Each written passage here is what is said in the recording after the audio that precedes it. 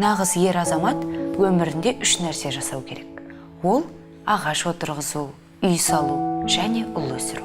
Ал нағыз қыз баланың міндеті сол ағашты баптап, ері салған үйді реттеп, оның ұлын жақсылап бағып қағып, тәрбиелеу.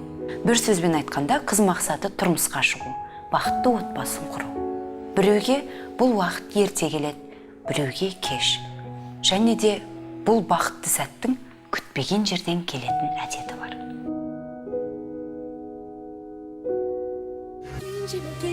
Кенже, еркелеймін, ерке, қатты кетсем еркелеткейді, балығымен баурап алма бәріңді де, себебі кенже.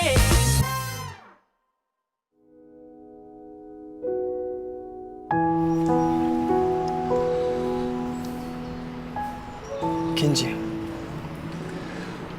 менің өмірімде сенің орның ерекше. Сенің орның мен жүрегім төрінде. Ал енді алдында тұрмын. Дәл осы сәт, дәл осы мезет.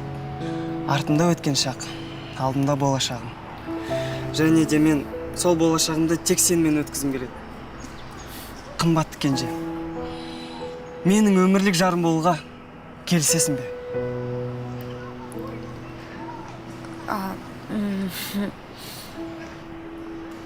Жоқ. Қалай жоқ? Солай? Менің ойлануыма уақыт керек. Сәл ғана уақыт керек, Мати. Екеуміздің жүргенімізге 4 жыл болды ғой. Несі бар ойланатын? Туф! Мен әлемдегі ең қатыгез қыз деп ойлап отырған шығарсыздар, я? 4 жыл жүрген жігітіме мен бірден иә дей алмаймын. Неге? Оның өзінің себептері бар. Біріншіден, мен қазақтың қызымын. Тәрбие көрмеген қыз сияқты бірден иә дей салғаным ұят. Бірден мойнына асыла салғаным ұят. Екіншіден, мына жұрттың көзінше сөз салғаным ұят емес па? Үшіншіден, мамаммен ақылдаспасам, әкеммен келіспесем ұят. Тіпті ұят дегеннің өзі ұят бар ғой. Бұл мәселенің басты 2 себебі бар. Мәселенің бәрі мынадан басталды. Жомарт, ләззат айналайын. Бақытты болыңыздар. Мынау менің ата-анам. Кешіріңіздер, асық кеттім. Бұл емес, міне. Мынау менің ата-анам. Қуат пен Айша. Осылайша екеуі кездесіп, тура 1 жылдан соң той жасады. Біздің бақытты отбасымыздың ғұмыры басталды. Әр ер азаматтың арманы ұрпақ жалғастыру. Сондықтан менің әкем де ұл сүюді қатты армандады. Бірақ анамыз оған алғашқы рет қыз сыйлады. Айша! Сөйтсе де әкеміз қыз болса да тұңғышына қатты қуанды. Мынау менің әпкем. Сұлу да сымбатты, нәзік Мадина. Мен айтам қайта, қыз болған жақсы. Кейінгі туылған ұлдарыма қарап жүреді. Әкем өте бақытты болды. Сөйтсе де екінші нәресте ұл болады деп қатты сенді. Қан бері қарап жеріңіздер, енді суретке түсіріп жіберейін. Келіңіз, көкең. Жақынырақ. Күлеміз. 1, 2, 3. Сөйтіп, 2 жыл өткен соң отбасында ақыры тепсе темір үзетін, қайсар мінезді, маңдайы торсықтай нәресте дүниеге келді. Ұл ма, қыз ма? Тағы да қыз. Ол менің екінші әпкем Айдана. Ұл сүю оның ең үлкен арманы еді. Сондықтан бұл мақсатта барлық айла тәсілге баруға дайын болды. Кеңесімді тыңда. Күнде ай жарықта суға піскен картоп пен жаңғақ же. Сонда ұл босанам ба? Әрине, соның арқасында 2 рет ұлды болдым ғой. Негізі бір қыз босанып алу керек еді. Алып қашып кетсе, тойын жасамайтын. Сен мен тыңда. Күнді ұйықтар алдында бар ғой. Ұл болу үшін классика музыка қойып қой. Ләж болса, Бетховен. Сонда ұл бола ма? Гарантия. Менің 2 ұлым содан. Кімнен, Бетховеннен ба? Жындысың ба? Мен өзімнен де музыка көмектескен ғой. Оны қойшы. Сен есекке бар ғой, өз қолыңмен жем бер ұқтың ба? Вот сол көмектеседі.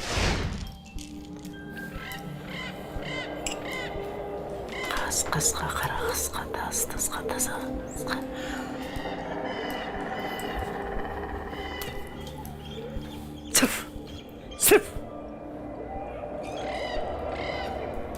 Енді олды болғыларың келсе, екеуің қол ұстасып, осыны 3 рет айтуларың керек.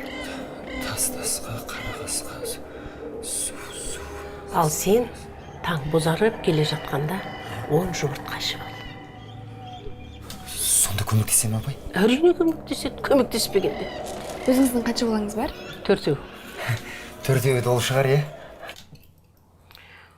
4 де қыз.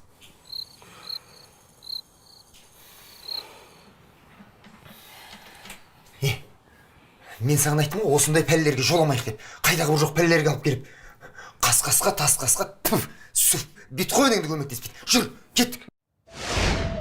Әке, қыз бекен, ұл мекен? Қызым бұйыртқанын көреміз. Бұйыртқаны болады. Қас-қасқа, қара қасқа, тас-тасқа, сүф. Қас-қасқа, қара қасқа. Әке, сіз ойымдамаңыз, бәрі жақсы болады. Өй жаным ашын. Әрине бәрі жақсы болады. Қалай бұйыртады, соны көреміз. Қас-қасқа, қара қасқа. Дүниеге осы үйдің кенжесі, осы үйдің еркесі. Мен келдім. Атым кенже қыз, немесе жай ғана кенже. Әкемнің көңіл күйін көріп тұрған шығарсыздар. Бірақ дүниеге 3 қыз алып келсең, жұмақтан орын табасың деген бар. Басында ол аңсаған әкеміз уақыт өте қыз қадірін түсіне бастады. Әкеміздің өмірі курорт. Ұлды аңсауды қойды. 3 қызы бар әкеміз әлемдегі ең бақытты жан екендігін сезінді.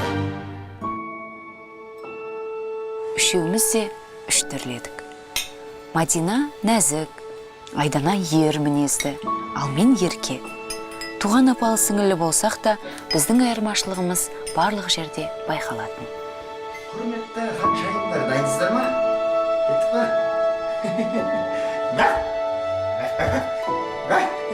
Кеттік ал, ат болам. Әкеміз қатты еркелететін, мамамыз болса керісінше қаталдау еді.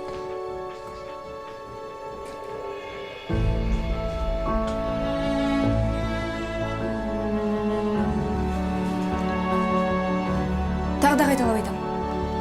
Үйді жинамай, ойнауға бармайсыңдар. Жинаңдар. Қандай болсақ та, ата-анамыз үшеумізді бірдей жақсы көретін. Бірақ мен кенжелігімді қоймайтынмын. Кикбоксер деп жаз, кикбоксер. Мама, папаны айтасыңдар. Сөйтсе де, үшеуміз 3 түрлі болсақ та, жанымыз бір, ойымыз бір, сырымыз бір, ең жақын құрбылардай өстік. Тағы не? Ал келесі сұрақ, жақсы көретін актер. Джеки Чан.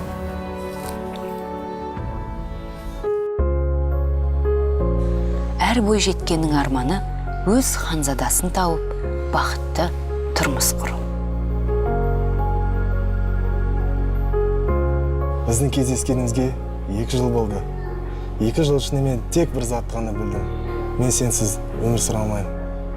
Ота, сен маған... Әйгілі адамдар ерлерімен өмірінде бір-ақ рет. Тек осы кезде келседі. Кешірші, мен ойлануым керекпін. Уайымдамаңыздар. Міндетті түрде келседі. Қазақстан Республикасының азаматы Жасұзақов Мақсат.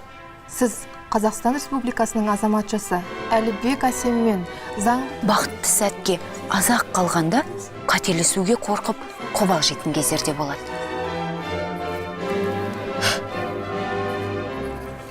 Кешіріңіз, артық ручка жоқ па? Артық қалам жоқ па ешкімде?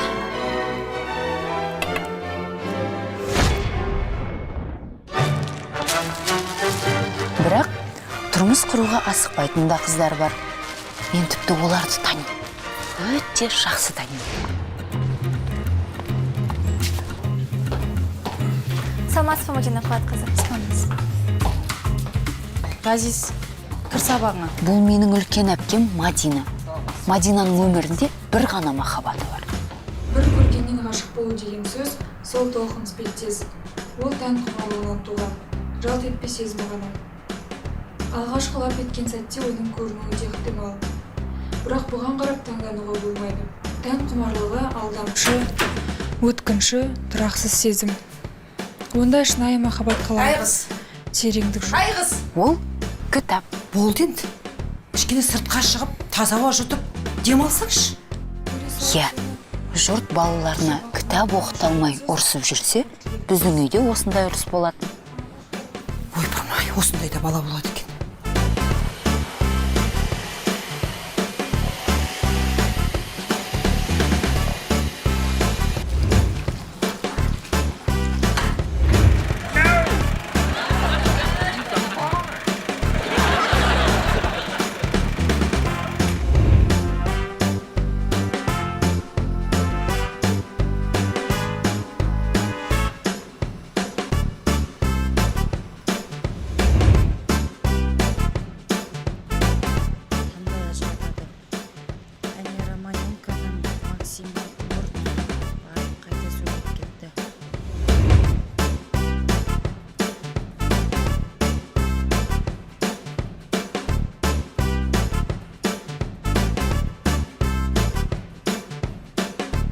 Бірақ Мадина өз ғашығынан бір елі алыстаған емес.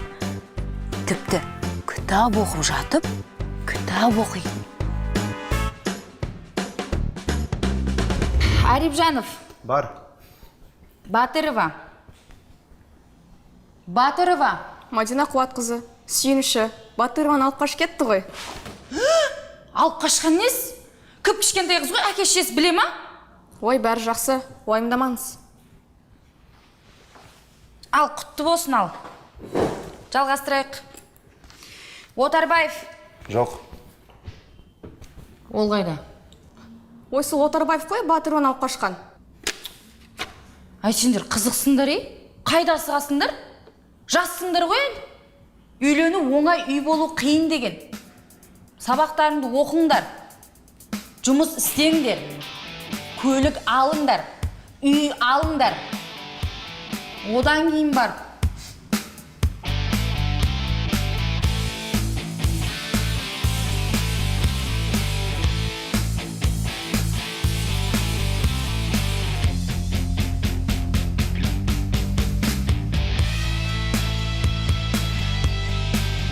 Бұл менің екінші әпкем Айдана. Кішкене еркек шоралау. Ол тіпті ұл балаларды ұратын.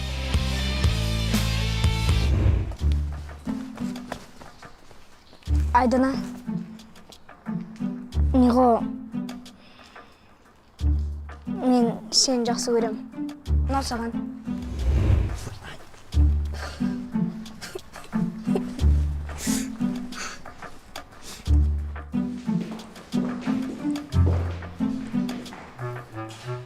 Айдана, сен выпускнойда кіммен билейтін болдың? Мен не саған билеймін дедім ба? Мен сені жай ғана кездесуге шақырайын деп едім. Істедім мен осынша. Бар болған бір бей үшін. Бірақ менің ойымша, ол жай ғана оларға не деп жауап берерін білмегендіктен ұра берген сияқты. Бағдарламамызды арғарай жалғастырамыз. Естеріңізге сала кетейін, бүгінгі талқыланып отырған тақырыбымыз үйлену оңай, үй болу қиын. Ендеше, сіздердің ойларыңыз бойынша ерте үйленген дұрыс па, әлде бұрыс па? Хабарласып отырған көрерменіміз бар екен. Алло, біз сізді тыңдап тұрмыз. Алло, саламатсыз ба? Сәлеметсіз бе? Менің ойымша ерте үйленген дұрыс. Жасы 25-тен асқан қыздар автоматты түрде отырып қалған болып саналады ғой. Сіздің ойыңша неге ол солай есептеледі екен? Өйткені 25-тен асқан қыздар өзіне салғырт қарайды. Сосын оларға жігіттер қайдан қарасын? Сіз өзіңіз үйленгенсіз бе? Енді әзірге жоқ. Ендеше тыңдап алыңыз. Біреуге мін таққанша алдымен өзіңіз жөндеп алыңыз, ұқтыңыз ба? Мен жай өзімнің ойымды айтып жатырмын ғой. Ойыңды тойда айтасың. Айдана, эфирде айқайлауға болмайды. Өзі ғой? Өзі ғой, бастықтар естсе жұмыстан шығасың.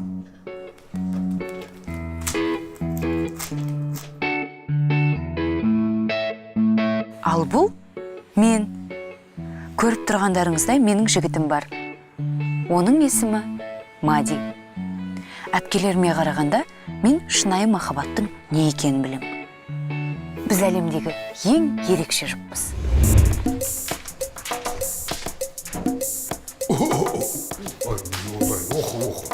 Уақыт өтті, бой жеттік. Бірақ қанша есейсек те, әкеміз бізді сәби көреді.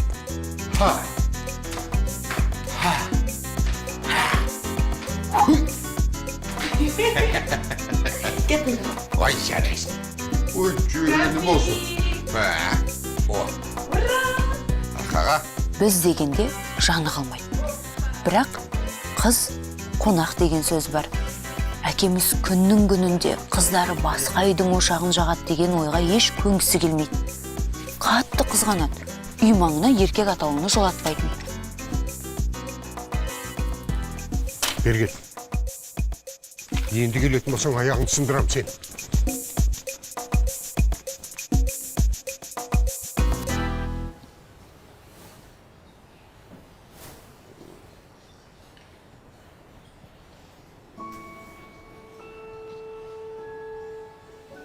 Әкем әр таңда керемет көңіл күймен оянады.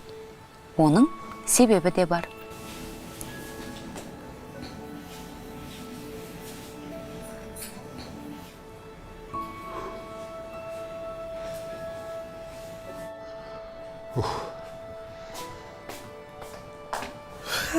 Қайырлы таң, пап. Ой, не олайын сал. Киіміңізді үтіктеп қойдым. Қой сал.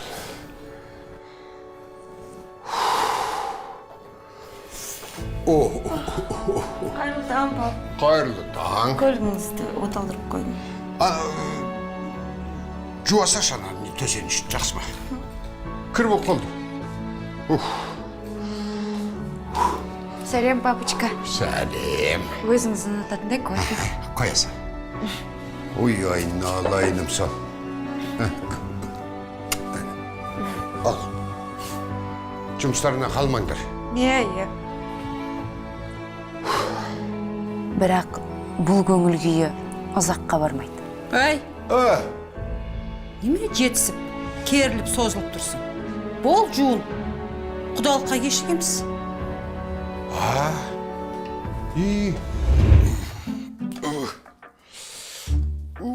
Ой. Ай, қайсың барсың іште. Мәдина, сен бісің? 2 сағат болды өтегі. Бұл енді. Папа, Олечка, бір минут. Кремде шығам. Бұл енді. Күнде болсын.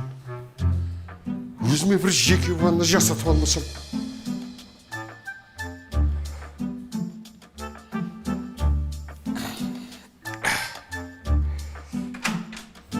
Рахмет. Ашуанбаш енді. Ой, қайтып ашуланбайсың. Құдалыққа кешігетін болдық қой. Болды. Сен де ма? Бол енді тез. Ақыры кешіктім ғой. Рахмет, пап. Ой, осы мен неге көршінікіне бара салмаймын? Ой. Біз есейе келе, анамыз бен әкеміздің арасында осы сұрақ жөнінде сөз таластар көбейе бастады. Әкесі-ау. Ау. Өйтіп жүргенімізде қыздарда тұрмыс құратын жасқа жетіп қапты. Ой, сен де осы қайдағын шығармай отыршы. Мәдинамыз былтыр ғана оқуын бітірген жоқ па? Былтыр ғана оқу бітірмеді. Әй, сол қызың докторантура бітірді, білесің бе? Енді 1-2 жыл жұмыс істесін, айналасын танысын. Қызың 1-2 жыл жұмыс деп жүргенде қызың 30-ға келді, әкесі-ау. Иә? 30 деген қазіргі жастар үшін немене? Сүйген жарым-ау. Біле білсең мына екеміз 19 жасымызда отау құрдық емес пе, а? Ол заман бөлек қой. Ай дегенмен мен мықты екенмін, а? 19 жасында ала қашқан. Менің бар арманым сол 3 қызымыз. Екеміздің көзіміз тірі кезінде өз теңдерін тауып бақытты болса деймін. Отырған қыз орын табады. Бұйырған кетпейді деген бар. Болды, қойшы бұл әңгімені қызығымай-ақ қой.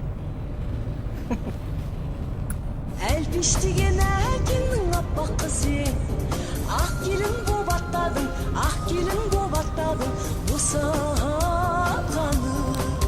Тыныштықпен барайықшы. Бірақ бұл сұрақ үнемі олардың алдынан шыға береді. Қыздар, менің арқамнан ауыр жүк түсті. Ана қызым сүйгеніне қосылды. Құдаларым да жақсы. Уақытты айтамда зымырап өтіп жатқан. Кеше ғана сол әлеукамыз осында жүгіріп жүруші еді бізбен бірге. Енді міне келін атанып бір үйдің отын жаққалы жатыр. Айтпақшы, қызыл, осы сен құдалығыңда біз қашан осылай отырып қызмет атқарамыз, а? Әй, есің ауып қалды ба? Менің құдалығым өткен 30 жыл болды ғой, не айтып отырсың? Қыз берген қиын ғой. Тура мына жүрегінің жартысын жұлып бергендей боласыншы. Болды енді. Қатты қинала берме. Бұл енді өмірдің заңы ғой. Қыз деген зат жұрттық. Солай емес па? Иә, қыз мұраты кету. Көп уайымдай бермесейші. Қайтсын енді. Жалғыз ғой. Сен қош. 3 қызы бар, қуатта үндемей отыр ғой міне. Жігіттер, менің түсінгенім бар ғой. Мына әкеге ең қиыны қыздың фамилиясын өзгерту екен.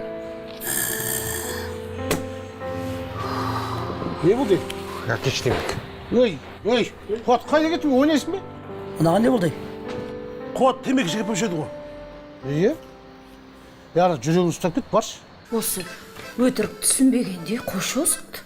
Сені айтам, қызды айтам, қызыңды. Қатираш, ол күнге де жетеміз, асықпа. Уақыты өтіп кеткен жоқ па?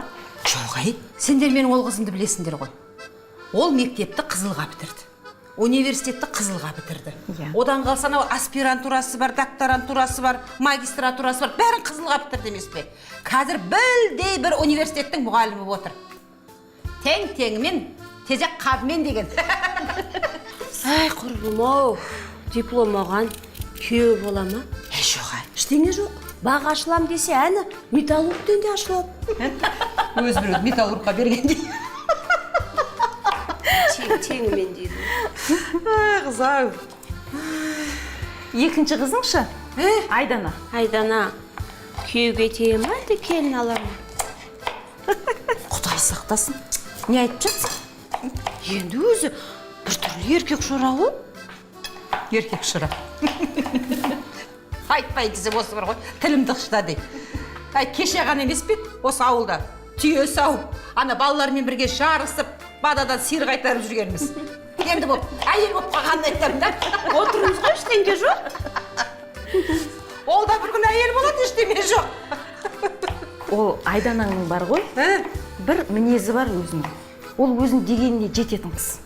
Міне, астыңа тай, аузыңа май қызай. Ай, қыздар, бәрі реттеледі, бәрі жақсы болады. Дұрыс айтасың? Иә. Дұрыс. Әридашым, айда қояқта қыздар-ау. Айналайын қызым, барған жеріңде бақытты бол. Бағың жест, айналайын. Ай, болды енді ұстама қызыңды жібер. Ал енді. Ал, қарайлама артыңа. Үйдегі қыздың қосылмайды. Кәніп.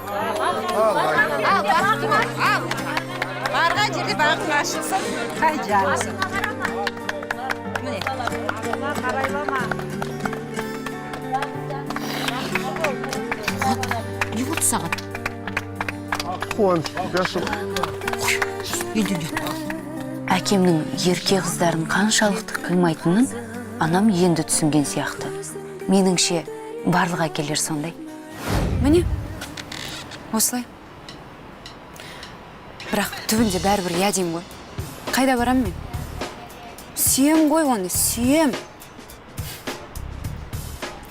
Әрі қарай не болатын көре жатармыз. Енді келісер алдында әрбір қыздың көз алдынан бүкіл өмір өте шығады дегенмен мен енді келдім. Әрі қарай кеттік. Туф! Не деп тұрсың сен? Жоқ, мен жоқ деген жоқпын, сәл ойланып алайын деген ғой, Мади. Кенже, мен сені сүйем. Егер де мен таңдағаныма үйленбейтін болсам, әкемнің таңдауына үйленуге тура келеді. Сонымен бір шешіміңді айтшы. Мен бірінші ата-анамнан рұқсат сұрауым керек.